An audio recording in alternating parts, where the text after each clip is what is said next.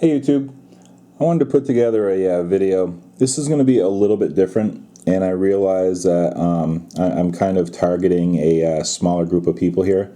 So I completely understand if this is something that doesn't interest a lot of you.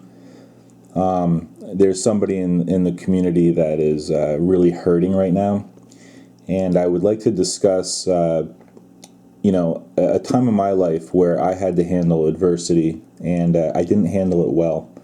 And I just want to kind of talk about, coming out the other side, if you will.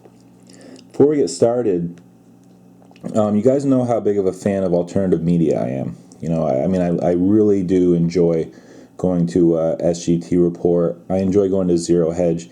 I enjoy peeling back a couple of layers and reading stories that the mainstream media isn't telling you.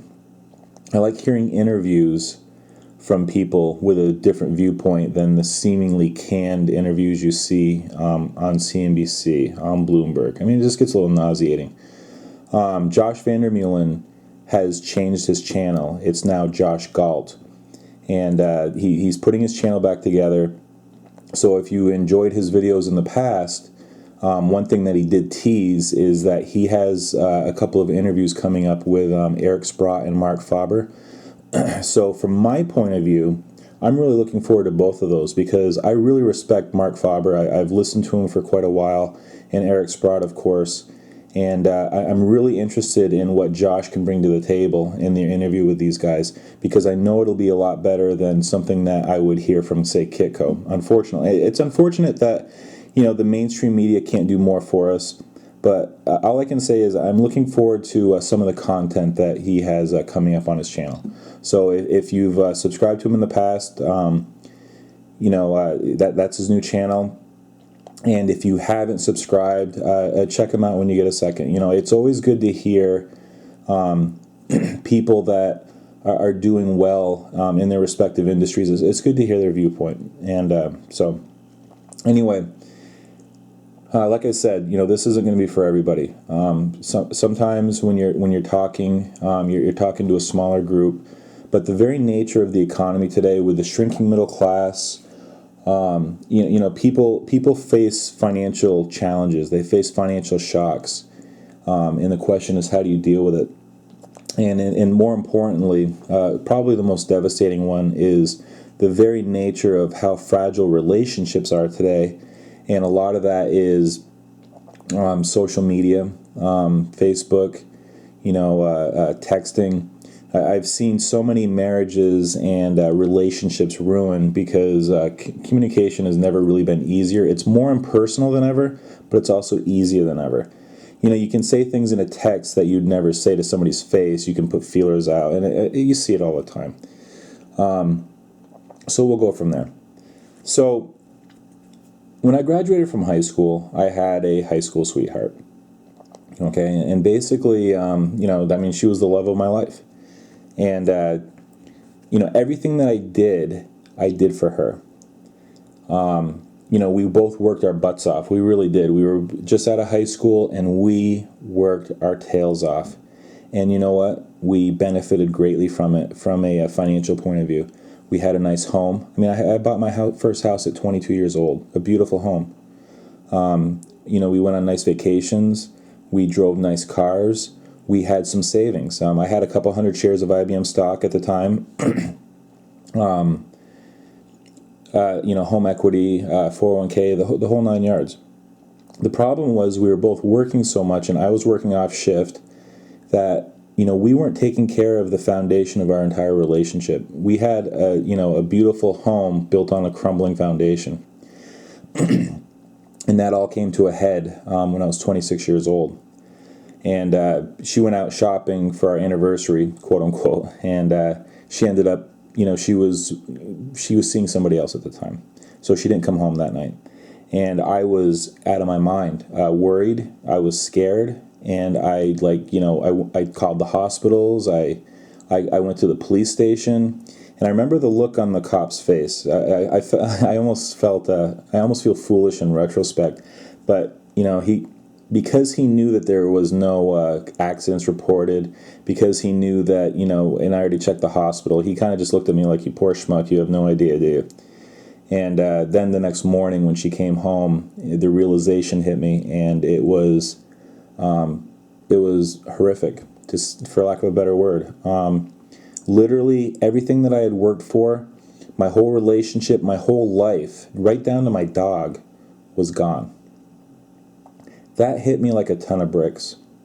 It was absolutely devastating. And I remember I couldn't sleep, I couldn't eat. There was a level of despair that I had never even experienced, and I haven't experienced since, thank God.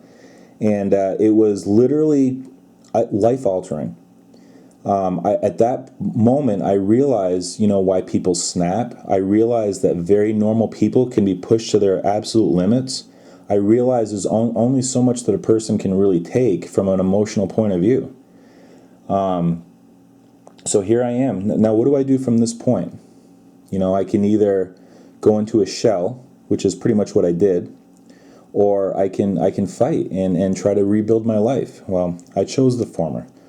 Some really good advice that my father gave me was focus on what you like and just throw yourself into it. And so for me at the time, it was the gym. I went to the gym and I worked out like an absolute maniac. I was literally in the absolute top physical condition of my entire life. I was in really good shape. But, physically I was in great shape. Mentally I was still a mess. I was still living that nightmare. And, so I was spending money like a drunken sailor. I mean, I was going through it like you wouldn't believe. I had moved back in with my parents. I had to, when we sold the house, remember in '96, the economy was in pretty bad shape. So we actually had to put a new septic system and leach field and install it into the house and in the backyard, and also write a check for about $13,000 just to get out of the house. That's the way that the economy was. So we basically lost money on housing before it was cool to lose money on housing. There were no camera crews. There was no, there was no free press there. There was no violins or pity parties. Back then when you lost money on a house, you just lost money on a house. And it wiped me out. So I went from a life that I was really happy with to penniless. Nothing. Still had my job. So did I put my financial life back together? Did I lick my wounds and say, okay, it is what it is and I'm going to move forward? No. I moved back in with my parents for a few months and I literally spent money like you wouldn't even believe. I flew a couple of friends down to Miami that helped me through my divorce. I paid for the whole thing. I bought a BMW. I bought a $1,500 camera so I could take pictures at football games. I, blew money like you wouldn't even believe. And so for 2 years, I was in this basically self-destructive mode. I didn't care. I had spent 8 years of my life working so hard, and it proved to be for nothing, so I kind of gave up. And you know what? When I met my wife, my current wife now, who was obviously my girlfriend at the time, I was really kicking myself.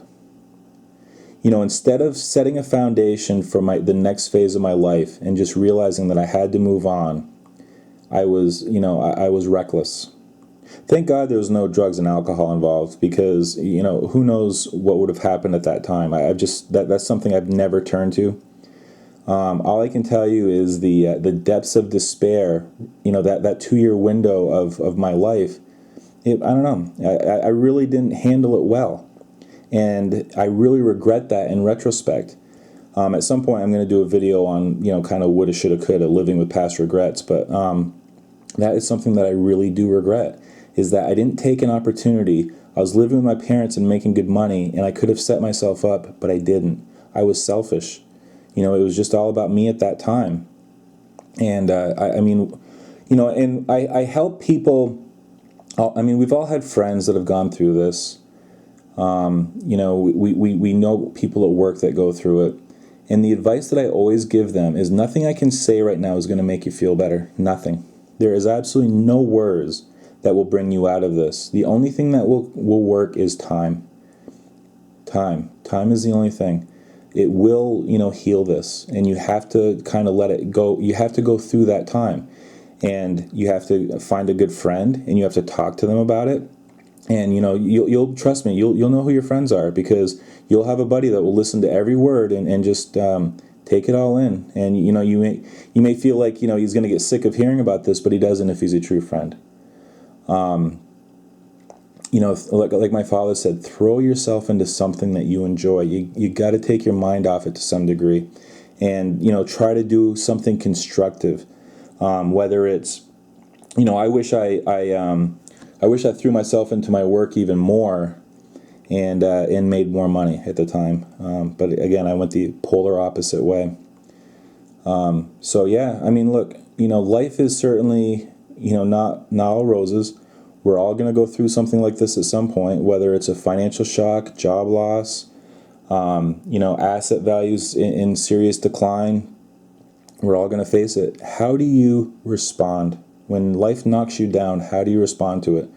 I can tell you, at this point in my life, it hasn't been good so far. I didn't respond to 2008 very well either. We've talked about that in the past. I kind of just gave up, and now a few years later, I'm picking up the pieces again. So, I hope to take what I've learned in my life, facing challenges, and saying, you know what, I have people I'm responsible for. I have my wife and kids. I need to make sure that when I get knocked down, I pop right back up. And that's what I intend to do. Okay, guys, talk to you later.